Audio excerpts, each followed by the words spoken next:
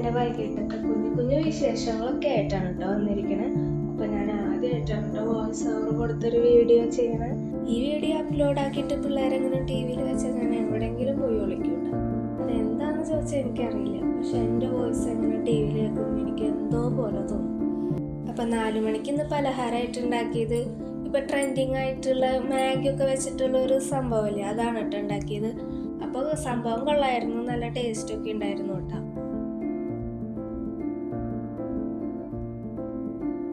അതൊക്കെ കഴിച്ച് കഴിഞ്ഞിട്ട് അടുക്കളയിൽ കുറച്ച് ക്ലീൻ ചെയ്യാനൊക്കെ ഉണ്ടായിരുന്നു കേട്ടോ. അപ്പോൾ പിന്നെ അതൊക്കെ ചെയ്യാൻ പോയി.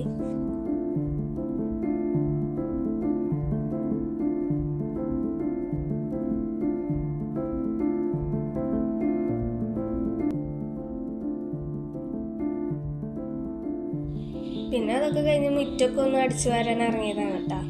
മരങ്ങളൊന്നും ഇല്ലാത്ത കാരണം അങ്ങനെ ഇലകളൊന്നുമില്ല. എന്നാലും ഈ പിള്ളേരൊക്കെ മാങ്ങയുടെ തൊലിയും പഴത്തൊലിയും ഈ കടലാസൊക്കെ ചുരിച്ചെറിയണത് ഈ ജനലിലെ കൂടെ കേട്ടോ. അപ്പം അതൊക്കെ അവിടെ കിടപ്പുണ്ടായിരുന്നു. അപ്പം അതൊക്കെ ഒന്ന് അടിച്ചു വരാനായിട്ട് ഇറങ്ങിയതാ. അത് കഴിഞ്ഞിട്ട് പിന്നെ കുറച്ച് പാത്രങ്ങളൊക്കെ കഴുകാണ്ടായിരുന്നു, അതും കഴുകി വെച്ചു.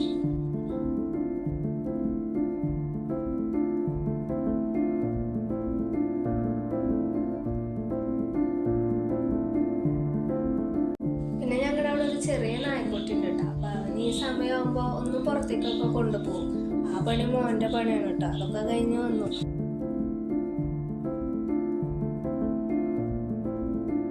അപ്പോഴത്തേനും സമയം 6 മണിയൊക്കെ ആയിട്ടാ. അപ്പോൾ പിന്നെ വേഗം അകമൊക്കെ അടിച്ചു വാരി കൈയും മുഖമൊക്കെ കഴുകി വിളക്കൊളുത്താനായിട്ട് പോയി. ചായ ഒന്നും വെച്ചിട്ടുണ്ടായിരുന്നില്ല. അപ്പം മോളോട് ഇത്തിരി ചായയൊക്കെ വെക്കാൻ പറഞ്ഞു.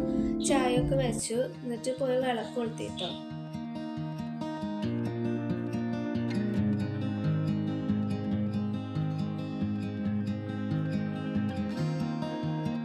വിളക്കൊക്കെ കൊളുത്തി കഴിഞ്ഞിട്ട് പിന്നെ ഞങ്ങളെല്ലാവരും കൂടെ പുസ്തകമൊക്കെ പൊതിയാനിരുന്നു കേട്ടോ.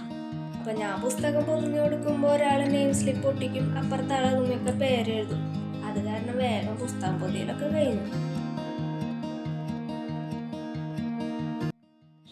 ഇനി പ്രത്യേകിച്ച് പരിപാടിയൊന്നുമില്ല. വൈകിട്ട് ഒരു പിറന്നാളിന് പോകണം. അപ്പോൾ വൈകുന്നേരം ഫുഡൊന്നും ഉണ്ടാക്കണ്ട കേട്ടോ. അപ്പോൾ ഇത്രയ്ക്കുള്ളൂ എൻ്റെ കുഞ്ഞൊരു വീഡിയോ. അപ്പോൾ വീഡിയോ ഇഷ്ടപ്പെട്ടാൽ എല്ലാവരും ഒന്ന് സബ്സ്ക്രൈബ് ചെയ്യണേ. ബൈ.